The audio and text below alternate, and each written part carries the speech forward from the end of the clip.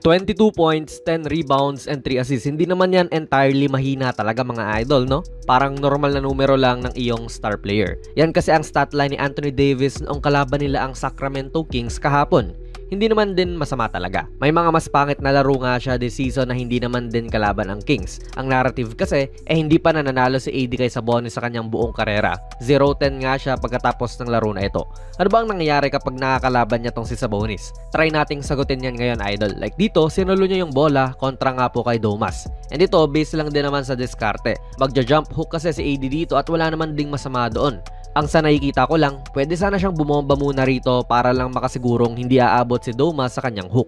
Parang dito lang na kontra kay Valanciunas pa yan na isang physical na player din. Maybe even more physical pa nga kay Domas, plus may Ingram pa na nagdo-double. Pero kita nga nating naging agresibo si AD, sabay ayan, nakascore. Dito kay Sabonis, wala man lang ganon.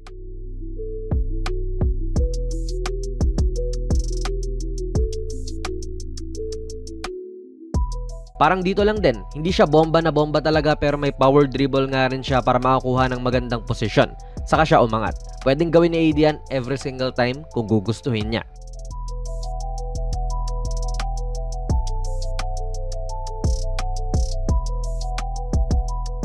Ito sana yung gusto mong makita palagi kay AD, yung ginagawa ni Rui ngayon. Sinasize up si Sabonis sabay sumusubok din talaga na bigyan siya ng contact. Kung strength ang pag-uusapan, sa tingin ko mas lamang si Sabonis Pero wina-welcome din naman po ni Hachimura yung mga ganyan. Aggressive talaga kontra sa big man ng Kings. At kita nyo, okay naman. Nalulusutan mo naman siya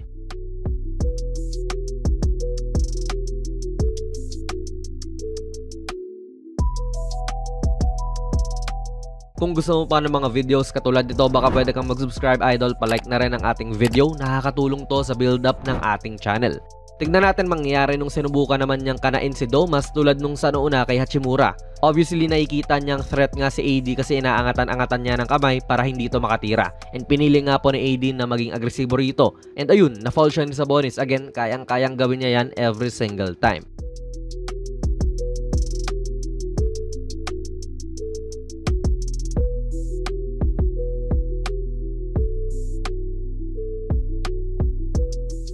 Sa kabila naman nung si Domas naman din ang nagsasize up kay AD, nakababa ang kamay niya. Error lang kay Davis to, and syempre, he should know better din. Baka masyado niyang inaantay ang contact ni Sabonis, kaya ganyan na lang na nakaligtaan niyang bumibitaw din talaga to mula sa labas. Hand down, man down tuloy mga idol. Napadpad din si Domas sa isang ISO rito kay AD sa kaliwa, and great defender din naman talaga si AD. May mga times na makakascore talaga si Sabonis, magaling na big man din naman talaga to in his own right. Pero dito, yung quick reflexes din ni AD napigilan tong spin ni Sabonis. Pinasa na lang din sa iba.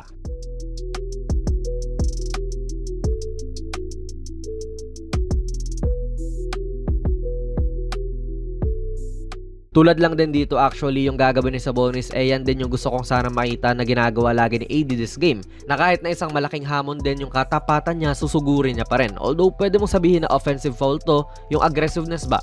Tila yun yung nakukulangan tayo kay AD sa game na ito. Wala na nga Sabonis dito mga idol. Harrison Barnes na lang ang tumatao sa kanya pero hindi rin naman pumipesa si AD sa loob para mapasahan siya. Although may mismatch din kasi si LeBron dyan kontra kay Len, kaya medyo okay lang din.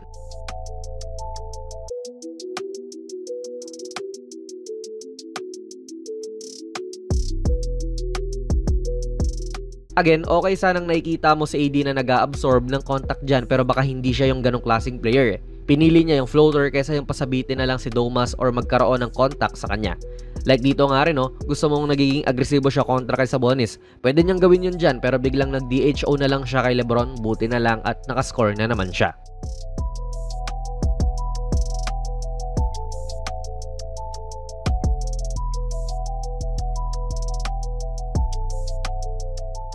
Sa mga ganito kalalim mga idol, isang solidong power move lang. Mauusog naman niya siguro tong si Domas pero wala.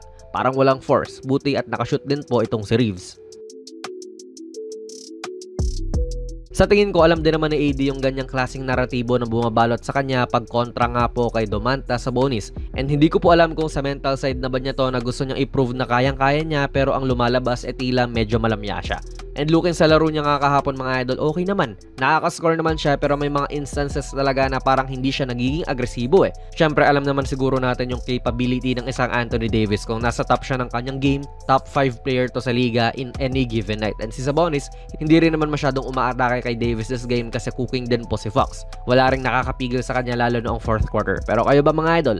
Ano po ang masasabi niyo sa video natin ngayon? Ilagay niyo lang po ang inyong mga komento sa ating comment section sa baba. Kung nagustuhan nyo po ang ating video ay pipindot na lang idol ng like button, mag-subscribe ka na rin sa ating channel at ako nga pala si Jonas PB and as always, hanggang sa muli.